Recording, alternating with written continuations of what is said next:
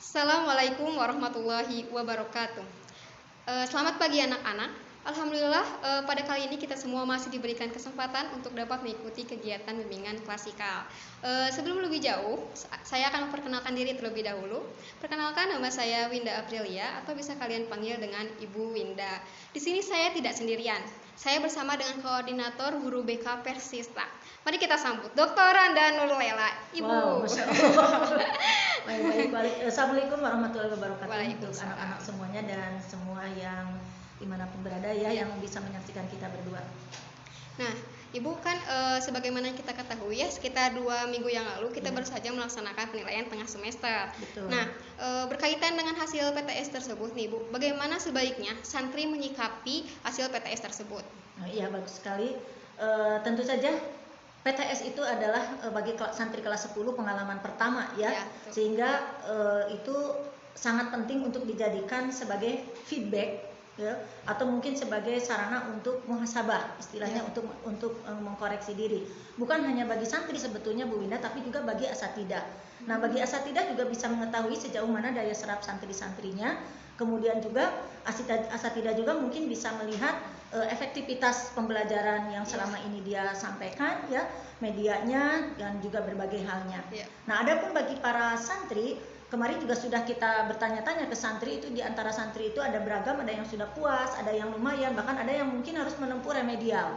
Ya. Nah, ini pun sama, hasil PTS itu ya silakan untuk oleh para santri untuk dijadikan sebagai bahan muhasabah ya, apakah dia selama ini belajarnya memang sudah fokus ya, misalkan dijadikan muhasabah itu kalau sudah bagus berarti pertahankan dan kemudian kembangkan lagi. Kalau masih belum sesuai harapan, ya misalkan coba diperhatikan kembali durasi belajarnya selama ini sudah optimal atau belum, kemudian juga kinerja belajarnya, intensitas belajarnya, perhatian belajarnya, strategi belajarnya, apalagi yang gagal.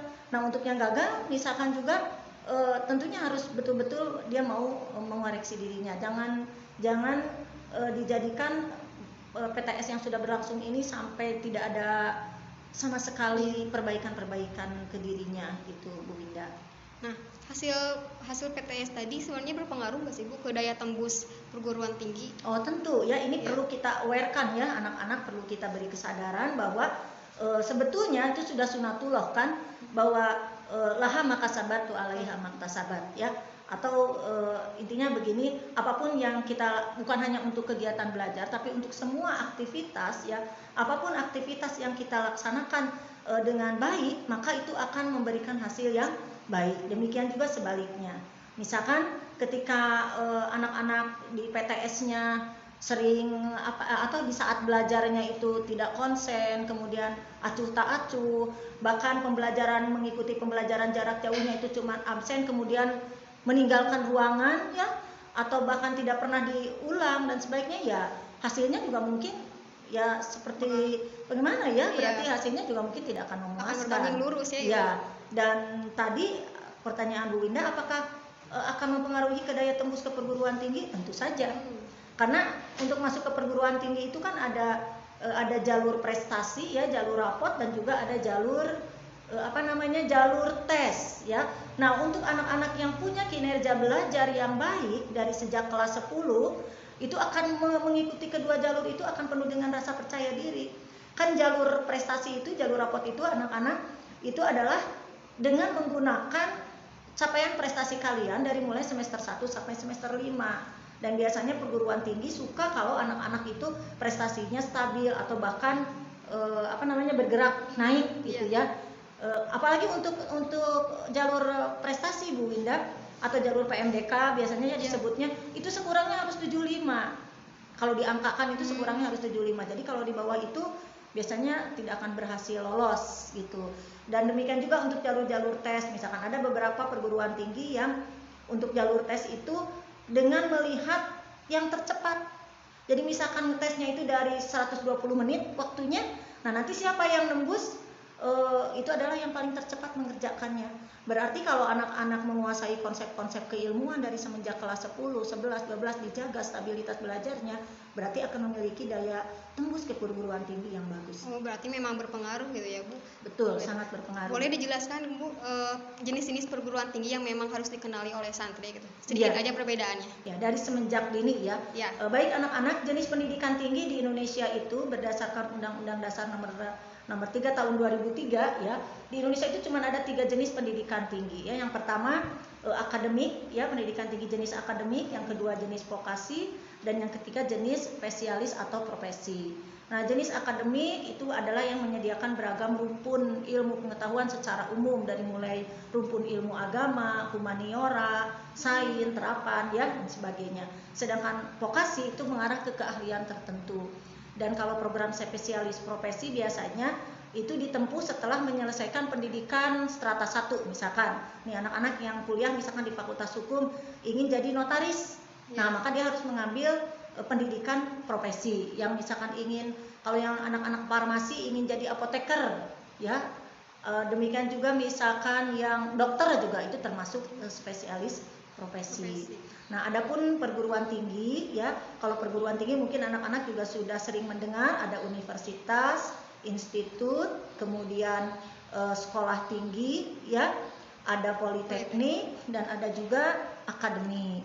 Nah, kalau universitas itu adalah sebuah perguruan tinggi yang cukup besar ya, cukup luas dan terdiri dari beragam rumpun ilmu yang bisa ditempuh di sana.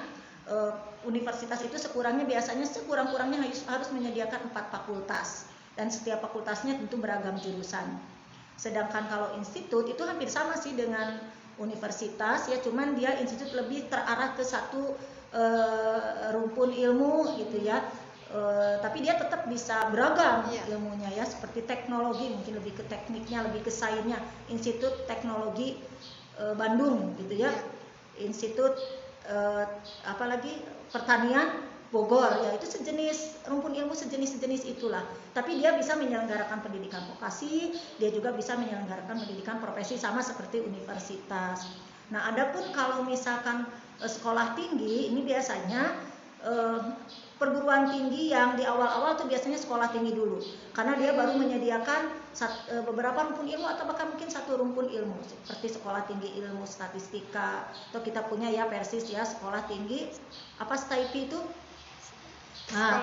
sekolah tinggi ilmu agama Islam Persis, mungkin hanya baru menyediakan beberapa rumpun ilmu ya. Nah, tapi dia kalau berkembang, kalau maju itu bisa menjadi universitas. Doakan saja Persis pun nanti ke depan akan punya Universitas Persis Indonesia mungkin ya, gitu. Islam itu belum tahu persis. Ya baik, dan ada lagi politeknik. Nah, kalau politeknik itu pendidikan vokasi yang sangat luas, ya, yang sangat luas, dan tetapi dia beda gelarnya dengan universitas. Kalau universitas itu kan S1, S2, S3 ya. Dia punya gelar sesuai ilmu yang dibidanginya.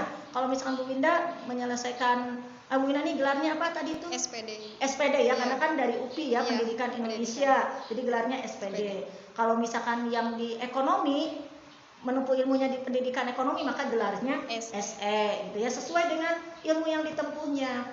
Nah, kalau politeknik itu diploma, dari mulai diploma 1, diploma 2, diploma 3 sampai diploma 4. Dan biasanya gelar-gelarnya itu ya anak-anak kalau politeknik itu seperti ada gelarnya itu misalkan ada ahli pratama, ahli muda, dan ahli madya ya, itu gelarnya. Sedangkan kalau tadi akademik, nah kalau akademik ini lebih mengerucut lagi, karena biasanya dia itu pendidikan tinggi yang hanya mengarah pada penguasaan dan pengembangan disiplin ilmu, pengetahuan, teknologi, ataupun misalkan seni tertentu, tapi sejenis dalam satu perguruan tinggi itu sejenis. Misalkan yang kita kenal ya, ada Akper ya, akademi keperawatan, Akpol itu kan sejenis ya, kepolisian, Akmil itu. Kemudian kalau di sini biasanya anak-anak Persista itu senangnya masuknya ke kesehatan itu ya, ke Akper itu. Kalau yang jenis politeknisa misalkan sejenis Poltekkes seperti itu. Nah, itu Bu Winda jenis-jenis profesi lah sekilas ya. Nanti anak-anak silakan untuk, ini informasi awal saja, silakan anak-anak mulai sekarang untuk kepo ya, sudah kepo tentang perguruan tinggi itu, jenis-jenis perguruan tinggi itu, bisa secara online, informasi secara online itu jelas ya menyeluruh, atau bisa secara offline dengan anak-anak berkunjung langsung ke perguruan Karena tinggi. sekarang aksesnya lebih mudah ya, Bu? Lebih mudah. Biasanya Bu Winda, sekolah kita itu kalau tidak sedang COVID itu BK itu kita punya program mengenal perguruan tinggi secara offline, langsung kunjungan gitu ya. ya. Kita sudah ke UGM, ke UIN Jakarta, sudah ke berbagai gitu ya. Bahkan rencananya juga pengen ke LIPIA dan sebagainya gitu. Berarti banyak Itu sekali sedikit. ya, Ibu. Ya, jadi sekali lagi Bu Winda kita tekankan bahwa anak-anak itu penting untuk menjaga stabilitas belajar ya, supaya kalian punya daya saing yang tinggi untuk menembus ke perguruan tinggi manapun yang kalian mau. Tadi kan ada beragam jenis, ada beragam alternatif ya, sehingga kalian punya pilihan. Silakan disesuaikan dengan latar belakang ilmu pengetahuan yang kalian tempuh di SLA. Kan kita punya ilmu agama Islam, kemudian kita punya ilmu pengetahuan sosial, dan kita juga punya ilmu pengetahuan alam. Nah, dari jenis-jenis perguruan tinggi itu silakan ya, anak IAI misalkan bisa ke Stiba Ar-Royah, bisa ke Wadi Mubarok, bisa ke LIPIA, dan tentunya niatkan untuk bisa menembus perguruan tinggi dengan mudah, terlebih dengan beasiswa. Ya, apalagi kalau beasiswa kan saingannya berat tuh, banyak. Berarti memang prestasinya harus luar biasa. Kalau biasa-biasa saja ya mungkin tumbang di tengah di persaingan ya. Jadi gaya belajarnya juga harus dari sekarang harus luar biasa, harus bagus itu Bu Winda. Nah, bukan dari paparan Ibu tadi, untuk mempertahankan nilai hasil belajar maka erat kaitannya dengan motivasi belajar. Nah, untuk menjaga motivasi belajar apalagi di saat era pandemi seperti ini, itu baiknya seperti apa, Ibu? Ya, memang betul di saat pandemi ini godaannya sangat luar biasa banyak ya. Jadi ingin Ibu tekankan lagi kepada anak-anak, jaga itu motivasi belajar. Apabila anak-anak menemukan kesulitan dalam belajar seperti tadi hasil PTS belum sesuai dengan keinginan atau sangat jauh dari harapan, segera anak-anak konsultasi dengan guru bidang studi yang bersangkutan kira-kira untuk menemukan kesalahannya di mana. Bisa dengan wali kelas atau bahkan bisa datang ke kita ya, ke kita untuk sharing mengatasi permasalahan-permasalahan belajar. Dan kalau seputar motivasi belajar itu sepertinya kita harus bahas lebih luas lagi ya. Insya Allah nanti mungkin Bu Winda ada kesempatan nih membersamai anak-anak kelas 10 ya, untuk ke depan, karena Ibu mungkin akan konsen dulu untuk melayani anak-anak kelas 12, akan mengantarkan mereka ke perguruan tinggi impiannya ya. Mohon doa dari semuanya. Jadi untuk masalah motivasi belajar perlu dibahas itu anak-anaknya, bagaimana menjaga motivasi belajar di era pandemi. Nah, nanti bersama Ibu Winda di minggu-minggu ke depan. Ya, berarti pertemuan selanjutnya bimbingan klasikalnya bersama saya ya, Bu? Iya, betul. Nah, ada sebuah kalimat yang terpikirkan oleh saya gitu ya, Bu, bahwa tidak ada yang namanya perjuangan yang sia-sia gitu ya. Atas usaha dan kerja keras yang kita lakukan, sedikit atau banyak, langsung atau tidak langsung, pasti akan memiliki manfaat di kehidupan kelak kita. Iya, betul Bu Winda. Ingin Ibu di closing nih sebelum berakhir ya, bahwa apa yang kita usahakan tadi, yang perkuat lagi apa ungkapan Bu Winda barusan, bahwa apa yang kita usahakan hari ini itu akan kita petik, menuai hasilnya, akan menuai hasilnya di hari depan. Itu sunatullah ya Bu Winda. Di Al-Quran dijelaskan laha makasabat walaiha maktasabat. Bahkan juga di Quran surat An-Najm itu liyaziyallahu alladzina asa'u bima amilu wa yaziyal ladzina ahsanu bil husna. Itu jelas. Orang-orang yang berbuat kurang bagus, kurang baik ya, dia akan mendapatkan hasil dari apa yang dia ungkap, yang dia lakukan. Demikian juga yang berbuat baik. Jadi kalau anak-anak sekarang kebelajarnya misalkan konsentrasi, penuh perhatian, penuh pengorbanan dan sebagainya, itu jangan takut bahwa nanti akan dipetik. Dan demikian juga Ibu ingin tegaskan lagi Bu Winda sebelum ditutup sama Bu Winda, terutama nih untuk para orang tua ya, untuk para orang tua supaya mendukung anak-anaknya untuk merencanakan dari sekarang untuk bisa menembus ke perguruan tinggi atau pendidikan tinggi.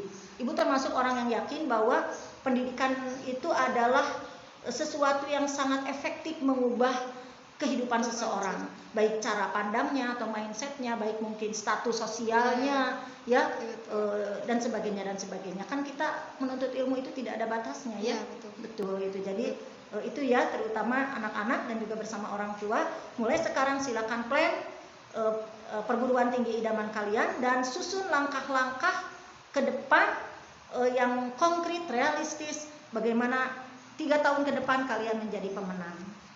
Itu saja dari Ibu barangkali Bu Winda. Ya, tidak terasa ya waktu sudah berlalu. Mungkin diskusi kita kali ini dicukupkan sekian. Ibu terima kasih banyak Ibu atas waktunya, atas ilmunya. Semoga Allah membalas kebaikan dari Ibu. Amin. Juga mohon maaf apabila dalam penyampaian kami masih terdapat kekurangan. Sampai jumpa di pertemuan berikutnya. Iya, jangan lupa kalian isi feedback dan evaluasinya. Mungkin sekian. Assalamualaikum warahmatullahi wabarakatuh. Waalaikumsalam.